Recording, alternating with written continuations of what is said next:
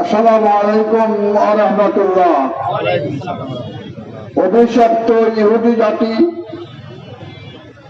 সন্ত্রাসী মানবতার দুশ্মন ইহুদি জাতি,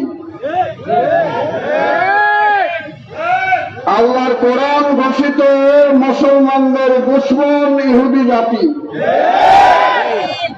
এই ইহুদি জাতি আজকে মুসলমানদের উপর বিভিন্নভাবে বুদ্ধি করে তারা এই গাজাবাসীকে সমূলে ধ্বংস করার জন্য পায়তারা করছে। আমরা দুনিয়ার সকল মুসলমানদেরকে ঐক্যবদ্ধ হয়ে আহ্বান জানাতে চাই, ওই অভিশপ্ত ইহুদি রাষ্ট্র ইসরায়েলকে সমূলে উৎপাদন করার জন্য যে পর্যায়ের আন্দোলন করা দরকার, যে পর্যায়ের ভূমিকা রাখা দরকার, সকলকে উদাত্ত আহ্বান জানাচ্ছি। বাংলাদেশ সরকার সহ সকল দুনিয়ার মুসলমানদেরকে এই ইহুদিদেরকে সমূলে উৎপাদন করার জন্য আমাদেরকে সংগ্রাম অব্যাহত রাখতে হবে। সকলকে এই আহ্বান জানিয়ে আমি আমার কথা শেষ করলাম। আখির দাওয়ানা আলহামদুলিল্লাহ রাব্বিল আলামিন।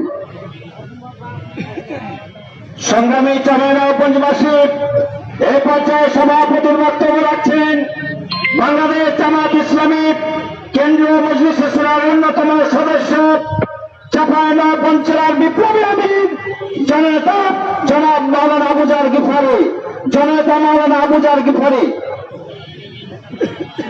আসসালামু আলাইকুম ওয়া রাহমাতুল্লাহ। বিসমিল্লাহির রহমানির রহিম।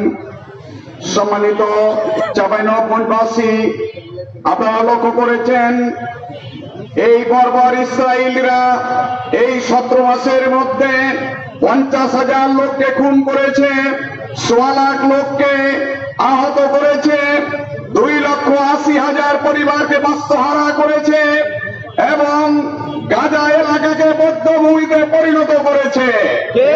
এর একমাত্র অপরাধ শুধু তারা মুসলমান, এই কারণে এই হত্যাযজ্ঞ চলছে। সারা দুনিয়ায় অনেক মানবতাবাদী, অনেক আন্তর্জাতিক সংস্থা সংগঠন রয়েছে। আমরা আহ্বান জানাই, শুধু গাজাবাসীকে, ফিলিস্তিনকে মৌন সমর্থন দিলে চলবে না। মৌন সমর্থন দিয়ে চুপ থাকার অর্থই হল ওই নারকীয় তাণ্ডব চালানোর, ওই ফিলিস্তিনি, ওই ইসরায়েলিদেরকে সমর্থন করা। আমরা আহ্বান জানাই, ওদের বিরুদ্ধে কার্যকর ব্যবস্থা গ্রহণ করতে হবে।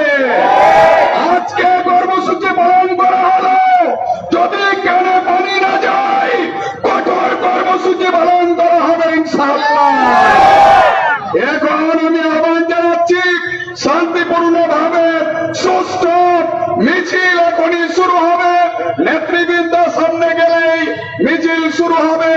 সবাইকে আজকে এই মিছিলে অংশগ্রহণ করার আহ্বান জানিয়ে মিছিল পূর্ব সমাবেশ আমরা এখানে শেষ করছি।